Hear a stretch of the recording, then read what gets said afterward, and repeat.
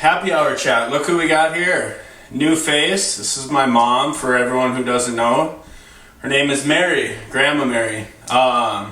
So, happy Friday. Happy Friday.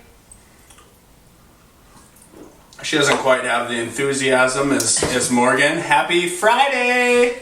But my mom is stepping outside her comfort zone right now. So, I just want to tell her I'm proud of you for, stepping up and helping me out, getting on a video. I know there's readers out there that are also in my mom's situation who have taken over duties as primary parent to an incarcerated son or daughter. So I think that's awesome as well, to bring her on and kind of shed light on that element and kind of what it's like. And the post we're featuring today is my post Resilient, which is a tribute to my daughter Melrose, who at 2 years old had to deal with two parents, one incarcerated, one dealing with addiction, and well, I guess both dealing with addiction, but mine led me to incarceration. And she had to deal with a lot of ups and downs, a lot of shifting in her schedule, a lot of uncomfortable feelings that you wouldn't want to put onto a 4, 5, 6, 7, 8, 9-year-old. And those were those years up until now. She'll be turning 10 in February. Mm-hmm. And she's had to constantly move around and adjust to new environments and new feelings that she probably doesn't understand. So the post was a tribute to her, but it was really more than that. It was also a tribute to my mom, who's really stepped up as a parent, and that's why I'm glad she's here today. So we're just going to talk about what that was like maybe early on when I first went away, and just how she stepped in and helped my daughter continue to live as normal of a life as she could. And then we're going to talk about what it's like now, both after my release and current, just kind of what we're doing in our day to day. So yeah, let's talk about that early on. We kind of chatted about it before the video, but just tell me your perspective and what it was like stepping into that parent role. And I mean, I know to you've mentioned, well, it's just what I had to do, right? But to some other people it might not be that simple. So just kind of talk about that. Well, I was a new grandmother, and at 56 I wasn't really thinking I was going to be parenting again, and it happened very quickly, so to speak. An incident happened, and I was asked by her other grandmother, could I have Melrose for 6 weeks? I was fortunate that at the time of it, I was teaching, I was finishing out a school year. Yeah, I have the summer off, I can have her. So had her for 6 weeks, went back to mom, things were, back to living with mom. And then over the course of a few more times of having to step in, then it got to the point where, okay, she's starting school, she needs consistency, she needs to be in the same school and not be in for a few weeks getting in and moving. So that's when both sides of the family decided it was best for her to stay with me. I was working in a school, she came to school with me, and she'll still say, my first teacher was Grandma Mary, because I was her first teacher. I was teaching preschool at the time, and she came to school with me for the next 3 years. Okay? Yeah. And then it got to be just normal for me. I realized this was long term. It wasn't going to be just a 6-8 week time. I needed to think long term. And at that point, then she's older, and as you and I have talked, when will she start realizing that dad's in prison? Yeah. When will she realize that she is being raised by grandma? Yeah. And the moment that always sticks out to me there is when you guys were at Aunt Carol's cabin, and I called home and you yelled, Melrose, it's your dad. And Will is like, the other cousin. Uncle Noah's in prison. This is Melrose's closest cousin. And Melrose yells out, my dad's not in prison. Right. So, and they're like, when are you going to tell her? Uh-huh. And we're like, we've been telling her since day one. It's just, whether it was a coping mechanism, whether it was just she just didn't want to admit that I was in prison, but we weren't creating this lie that I was off to school or I was working out of state. We were honest with her from the beginning, and I think that helped later on. But initially, she didn't want to believe it. Right. And whether, like you say, it was the word prison that she didn't understand. But we would talk to her about, other people are going to maybe question, why do you live with your grandma? And sure enough, that did happen. We were at a sporting event. This little girl came over and started chatting with her. And this little girl said, are you her mom? And I said, no, I'm her grandma. And she goes, well, where's her mom? And Melrose kind of froze, and I said, well, she lives with me. And this little girl continued. I think Melrose at that time was like 4.5, 5. Well, why does she live with you? And Melrose said, because my mom and dad aren't able to take care of me. And so we had talked to her about that.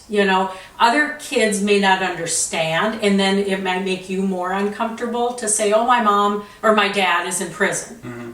So we just always said, just tell them my mom and dad aren't able to take care of me.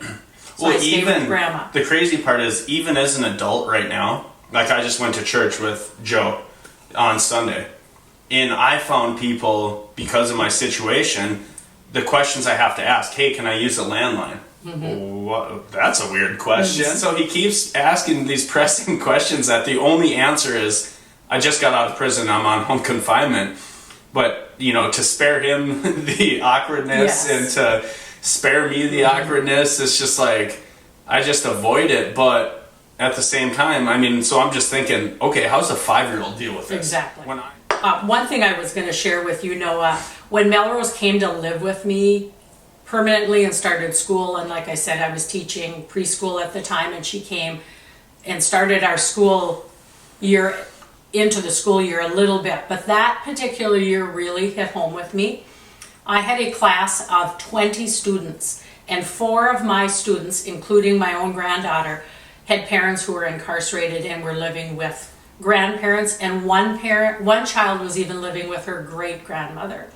So when you have 4 out of your 20 kids in a small rural northern Minnesota town, and really they're incarcerated, puts in perspective how addiction and incarceration has just become such a prevalent aspect of our society. Yeah, and you and I were talking before camera that also made a difference, I feel, where we lived at that time. Yeah.